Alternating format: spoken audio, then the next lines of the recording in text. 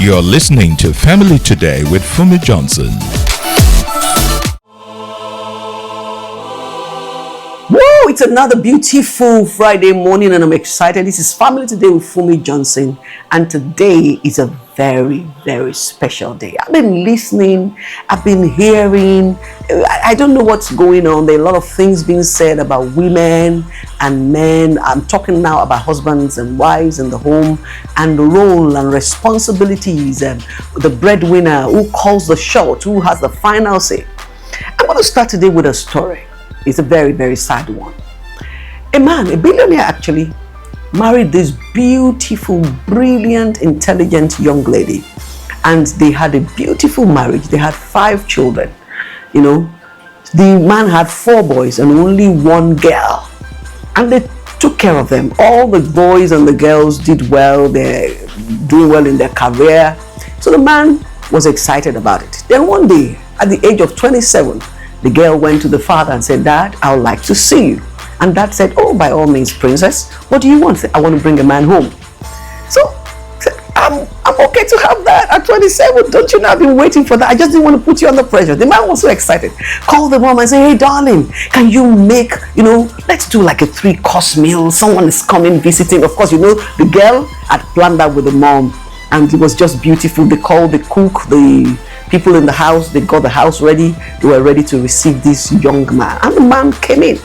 And the man, also well trained, he didn't come empty-handed, had like a basket of fruits. He had asked the girl, what's your dad's best wine? Bought that, and they just said, "Daddy, I've come. I have met you, but I've never met you. I know you from afar, but I want to know you more." The man was just like very, very poetic. The man fell in love with him straight up and said, "Okay, come in. You don't need to lie prostrate. Sit down."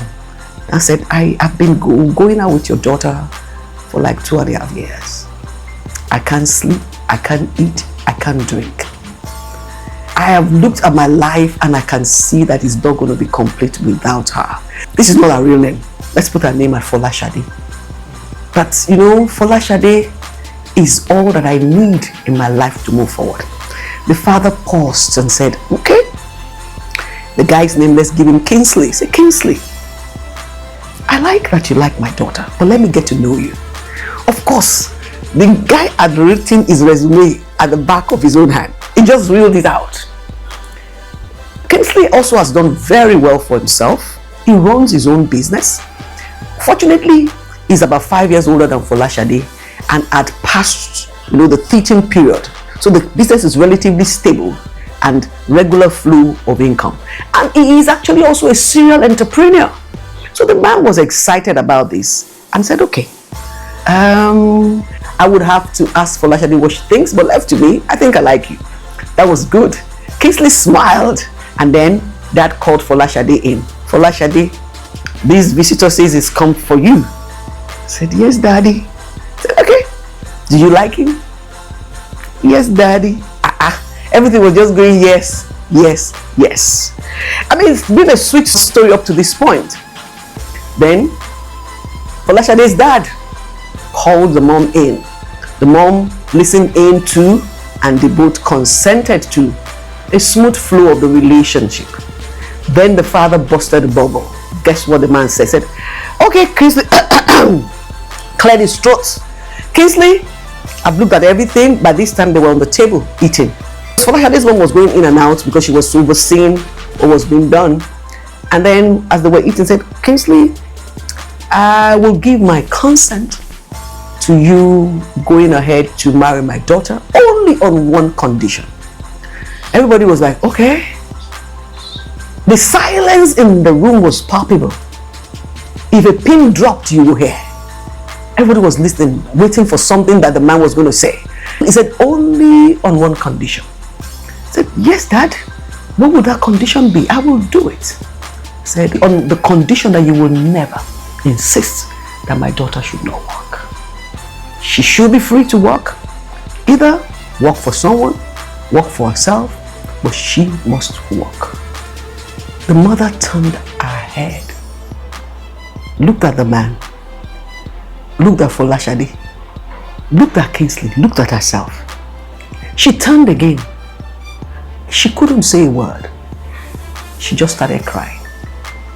The tears were dropping. They started flowing in trickles. She never wailed. She was just crying. Folashade was confused. I think she was holding herself back because Kingsley was a guest. She excused herself and went to the room. Of course, Folashade flew after her, wrestled her straight into the room, locked it and said, "Mommy, what happened?" Funke was Folashade's mom. Funke now started wailing and said, "No. How could your father say this?" I said, "What did daddy say wrong?" I thought he was concerned about my well-being. He said, "Your dad stopped me from working. We met in the university. I graduated a year after him. I never worked with my certificate. He said, I have been ordained to be the provider. I will take care of you." And God smiled on him. He made so much money. He was able to discover where he went to do his NYSC, that coal could be exported. He started exporting coal as a youth corper.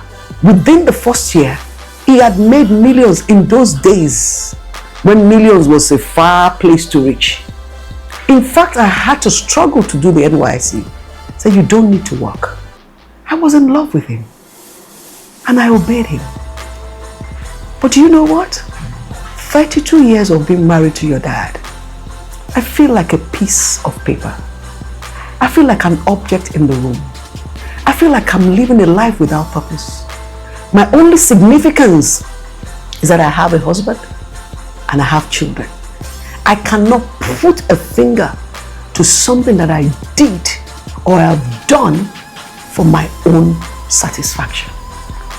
So how can your father, who told me not to work, say to your future husband, the only condition he will give you out in marriage? I was a fool. I've been a fool. Maybe my parents are fools. I hope you've listened to this story today. This will be the bedrock of my conversation today. Who is the husband? Who is the wife? Who is the provider? What is provision? What should we do as a marriage?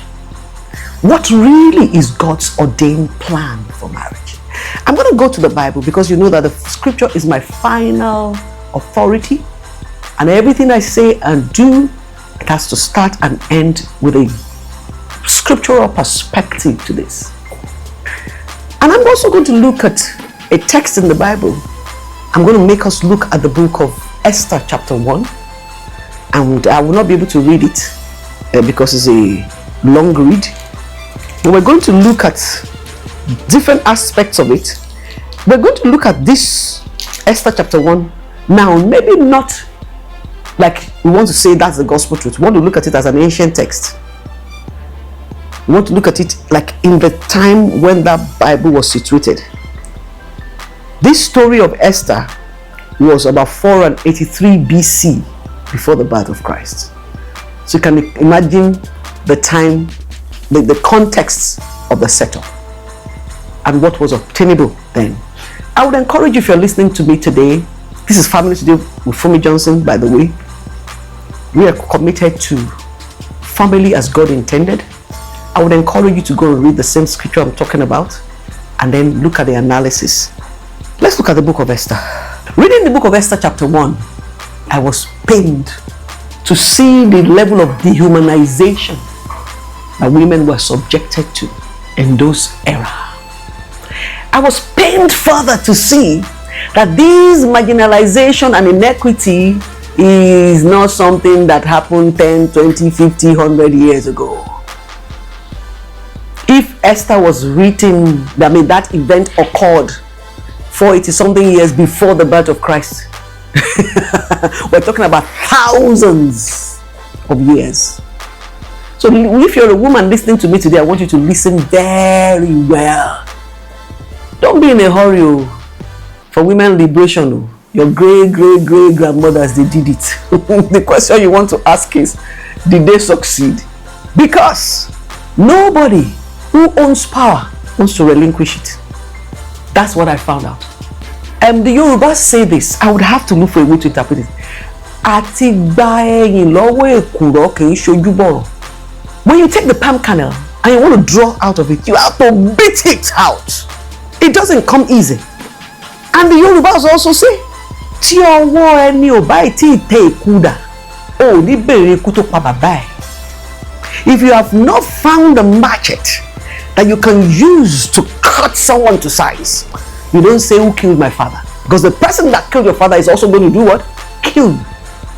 Am I talking in Proverbs this morning? Women. Thank God I'm a woman too. If you're going to fulfill God's purpose for your life, your strategy has to be different. Let's look at the book of Esther chapter 1. The story of Queen Vashti. I would encourage you to read it because it's a long story. There was a king called Xerxes. The king was ruling over 127 provinces. That means, wow, that's like a president, head of state. He had 127 governors under him. Even the president of the United States. Even our great Nigeria, we have 36 plus 1. This one had 127 governors under him. So that's how powerful King Xerxes was. So at the time of his reign, from his royal throne in the citadel of Susa, and in the 3rd year, he gave a banquet, and it went on for 180 days. Big boy, 180 days. He was displaying wealth, opulence. Then in one of the days, he got drunk, very tipsy, and he summoned his wife to come. I want us to look at it as a story. I'm really trying to situate it in context. He said the wife was very, very beautiful. The king commanded everyone should drink as much as they wanted. In fact, Queen Vashti also had her own banquet for the girls. They were all enjoying. Now, on the 7th day, when King Xerxes was in high spirit, he called for the Queen Vashti to come. And that was when Katakata burst. I don't know whether Vashti was also drunk, because they say she gave her own banquet. But that was the beginning of problem.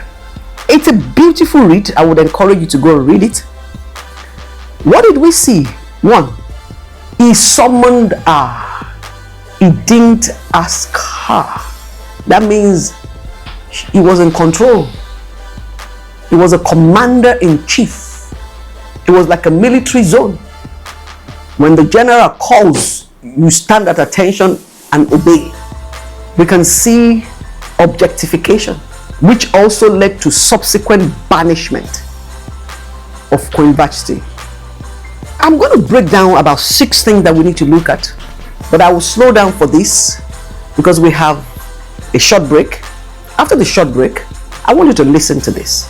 If you miss any point, remember to follow the Funmi Johnson on all social media platforms: Instagram, Facebook, Threads, TikTok, X, everything. Follow. And you can also go to my website. If you want a free download of my book, you still have the opportunity to get it on my website, www.funmijohnson.com. But we want to look at what's been happening to women from over 3,000 years ago. We'll continue this conversation after the short break.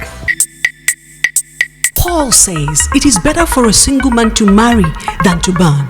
Are you single, married, widowed, separated, or divorced? Join me on Family Today. Family Today with Funmi Johnson is one program that will bring you in alignment with who you truly are and open your mind to how you rock your significant interpersonal relationships while sidestepping the landmines, culture, religion, and society have laid in your path. Family Today with Funmi Johnson goes where others are shy to go and shines the light in the dark corners others have forgotten. Tune in at 11:30 a.m. every Friday to listen to Family Today with Funmi Johnson on Inspiration 92.3 FM. You are welcome. You're welcome. If you want to know more about the Funmi Johnson, go to my YouTube channel. And once you get there, there are resources there, plenty of resources there for you. Subscribe, and you will soon start seeing things that can help you. A lot of people follow me on Instagram. They want to know more. I believe I have a call to help liberate women from myopic living and short-sightedness. So we're looking at the book of Esther today. Objectification that led to subsequent banishment of Queen Vashti. King Ahasuerus, during a lavish banquet of a show-off of wealth and power, orders Queen Vashti to appear before his male guests to display her beauty. Some commentators said that she was actually supposed to appear almost naked because it was her beauty that was on display. He treated her as a possession, an object to be admired. I want you to note this because a lot of husbands still see their wives as their property, a possession, an object to be toyed with, to be admired. I want to say this to you, husbands. Your wife was made in the image of God just like you, and it is dehumanizing for you. And in the story I shared, this man told his wife not to work because he has the capacity to pay the bills. But the woman felt less. So the mere fact that you are able to provide for your wife does not mean that's what she wants. King Xerxes wanted Vashti to come, but he never said, would you mind coming? Would you like to be, in my presence? That's one. Now, our refusal.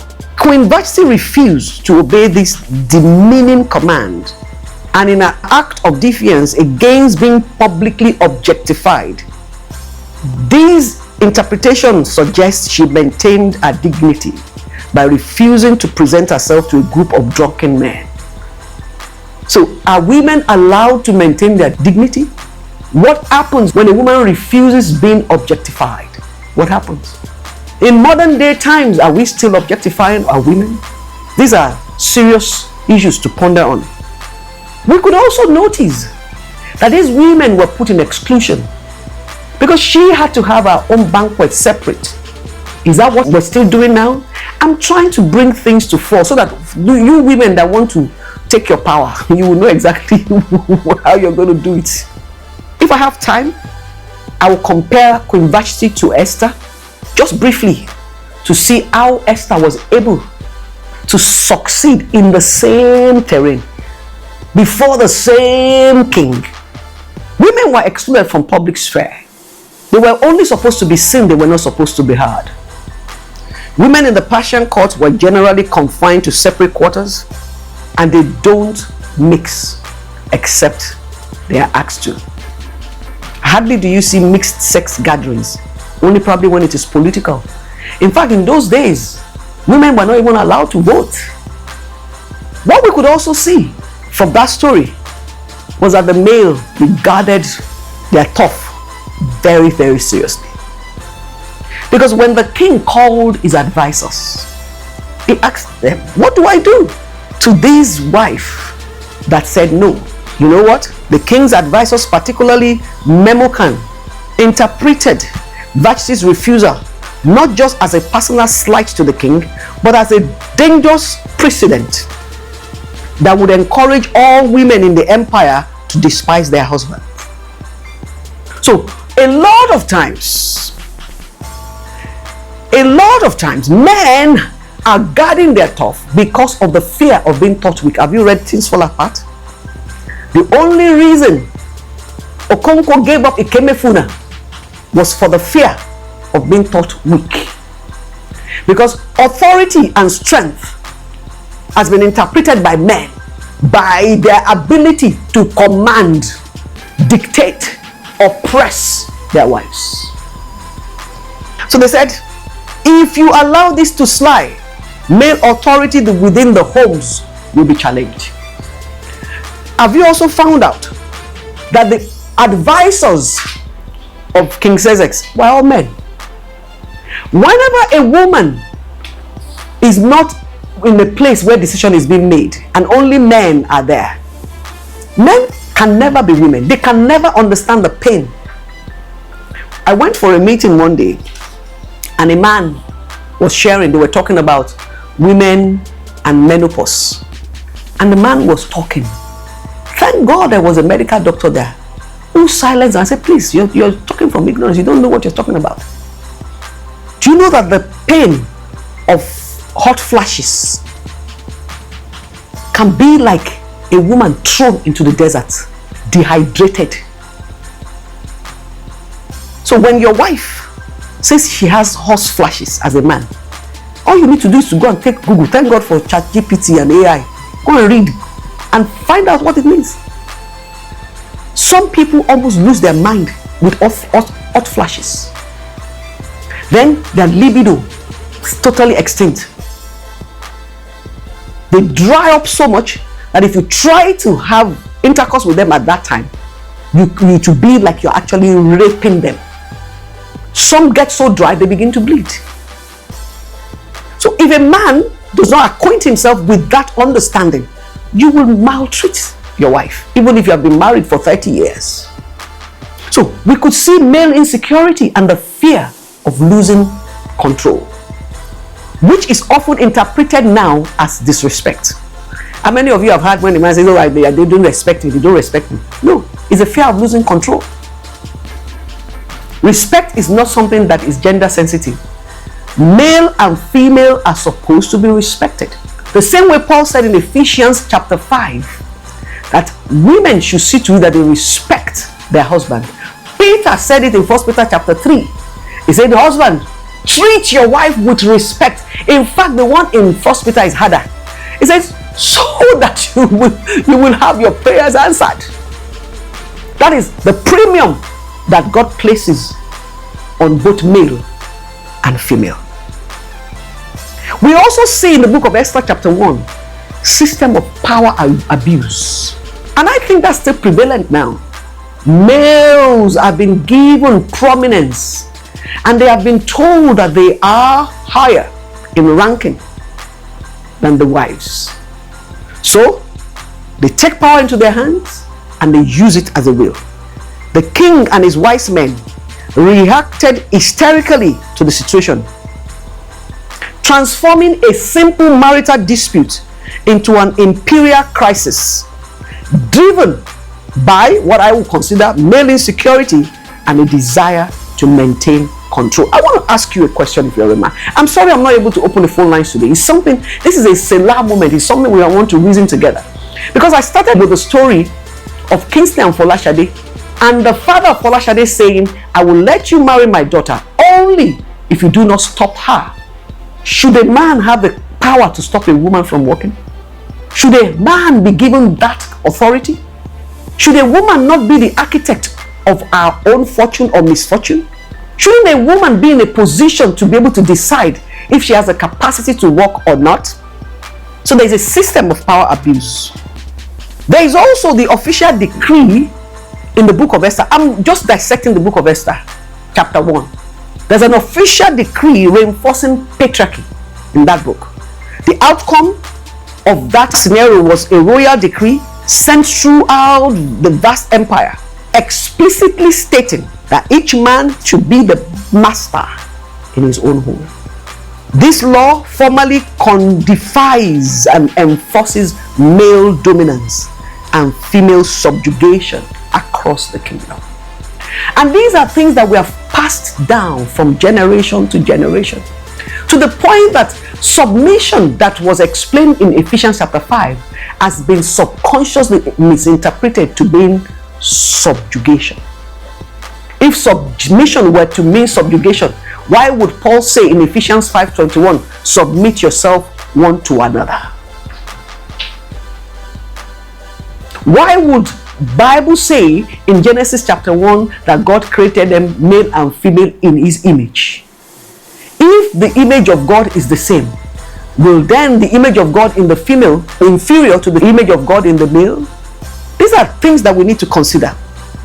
Then we could also see another thing in the book of Esther chapter 1. I may not be able to go for this episode. You need to continue to follow the Funmi Johnson if you want to know more. Then I told you there are resources in my YouTube channel. You can get a lot of that. I will post this also fully on my YouTube channel. We also see that the role and the position of the wife is a disposable position. That's what we saw. Vashti is summarily stripped of her royal position and banished. demonstrating the precarious and conditional nature of a woman's status, which could be revoked by a single act of non-compliance. I'm trying to establish something.